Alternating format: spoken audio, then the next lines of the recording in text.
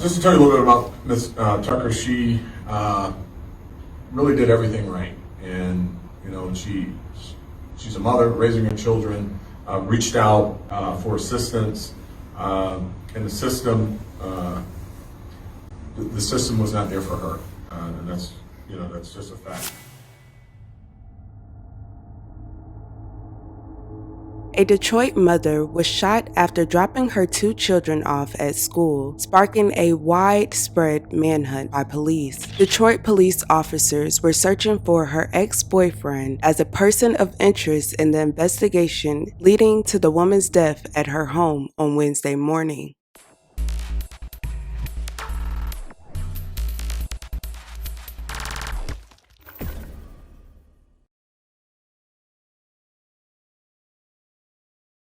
Andrea Tucker was 40 years old. She lived in Detroit, Michigan, and graduated from Osborne High School. Andrea was educated, hardworking, and very dedicated to her profession. According to her Facebook, she studied and graduated from Oakland Community College nursing program in 2010. She later went to David Presley School of Cosmetology to become a licensed esthetician. She was her own boss. Glam by Andrea. She specialized in makeup, facial, and body waxes. She loved working with her clients, and her clients loved her. She was so helpful in her field. She shared free tips throughout her profession. So one of the products I'm using, of course, is zinc. We're all familiar with this product by now. It helps with acne-prone skin. So if you are a client of mine, I may have mentioned to you in the past to go and pick up some zinc because it helps with acne-causing bacteria and it helps clear skin. So another thing to be taken at also is for the skin part and the immune builder. Vitamin C, we are familiar with. I'm taking, sometimes I take 1 or 2 capsules because these are 500. So if I feel like I need 1,000, then I just double up on my capsules. Another thing I picked up today was vitamin B12. I want to keep my body going through this whole situation and stuff that we're experiencing. So a good way to keep your body going is giving it an extra boost. Like I feel like I can't, I'm not getting out as much. I'm kind of in the house more, so I wanted to immune, other than treating the immune, I wanted to, also be energizing myself. I don't want this to attack me because I'm always resting or just sitting around, Another thing I picked up was the liquid Ultra Biotin. I did pick up to 10,000. I'm dropping this under my tongue. It's helping with my nails along with hair. So these are just like a few things that I'm doing to keep my body, my skin, my hair, and the health of me up during this whole quarantine.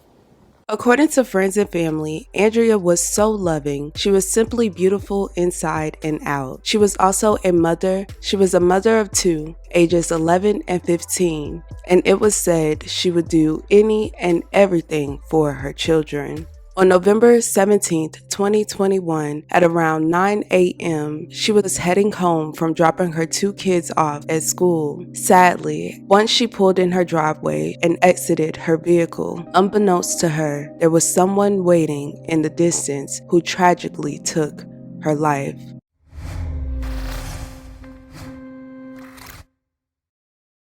Breaking news to get to right now. Detroit police are asking for your help to find a man in the murder of a mother of 2. Police just released this picture of what they're referring to as a person of interest in this case. His name is David Hammond. This morning, a woman was shot and killed outside her home on Carlisle near 8 Mile and Kelly on the city's east side.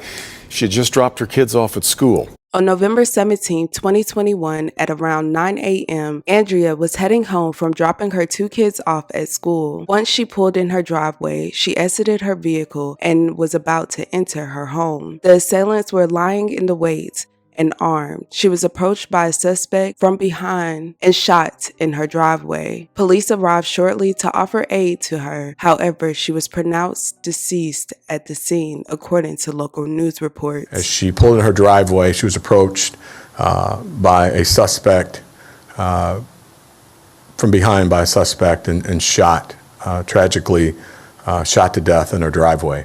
Her loved ones consoled each other in the wake of the tragedy as Detroit police gathered evidence. Unfortunately, the suspects were able to flee before the police could arrive. In the first 48, investigators connected David Hammond, an ex-boyfriend of hers, to the case. According to investigators, they dated for about 9 months and the relationship went down from there. They had a relationship, they dated for about 9 months is the information we received, and there was some turmoil from that. According to the Wayne County's prosecutor's office, Hammond had been out on bond in a previous case involving Andrea. On November 3rd, there was a bond trial on charges that he assaulted Andrea and firebombed her house in September 2019, allegedly. On November 3rd, Judge King bound the case over to circuit court to another judge. Hammond remained on personal bond. Did she request any sort of protection from police or the courts during testimony?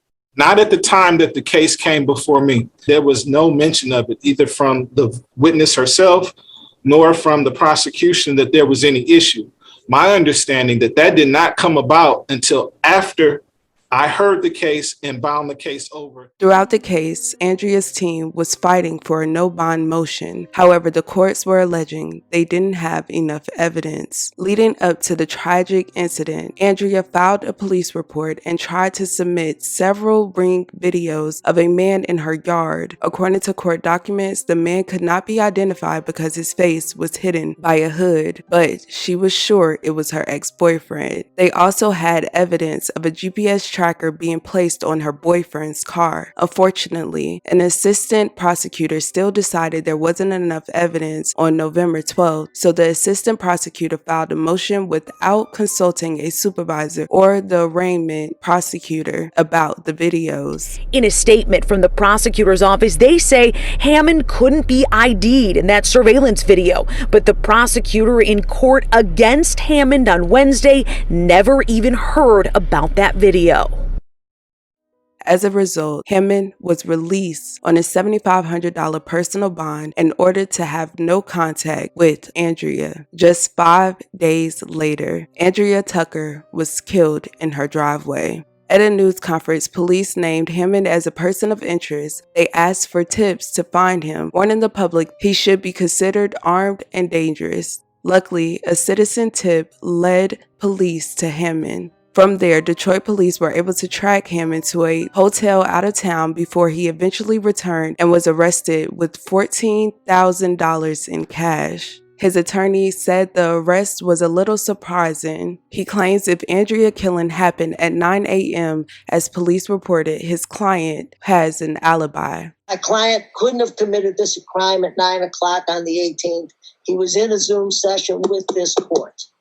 And to suggest that my client is still a person of interest is nonsense. It's absolute nonsense. And my client took off until he could gather his thoughts, call me, get money he thought he might need if he was charged with murder, because we didn't know what the situation was. David was also surprised about his arrest. You hear me? Yes, I can hear you. I'm not sure why I'm here today. Police announced on Monday, November 22nd, 2021, a second person had been arrested in connection with the shooting. Police Chief James White said that the person is related to Hammond, but did not disclose any further information about that person. We are going to bring some closure to that family. The officers have worked tirelessly to get the suspect and the person of interest off the street, and we are very confident that we've got the person in custody for that murder.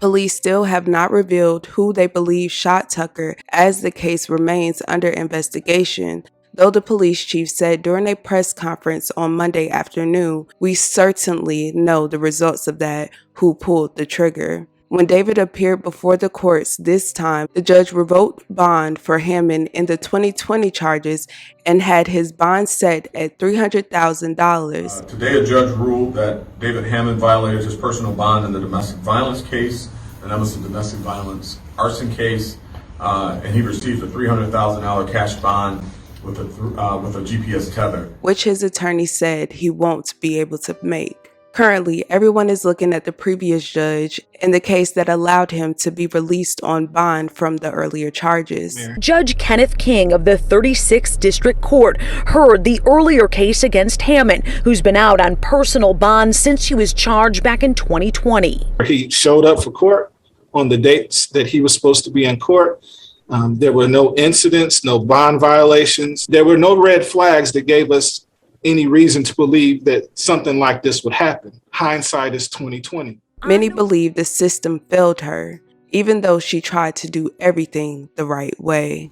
Just to tell you a little bit about Ms. Tucker, she really did everything right. And, you know, she's a mother raising her children, reached out for assistance, and the system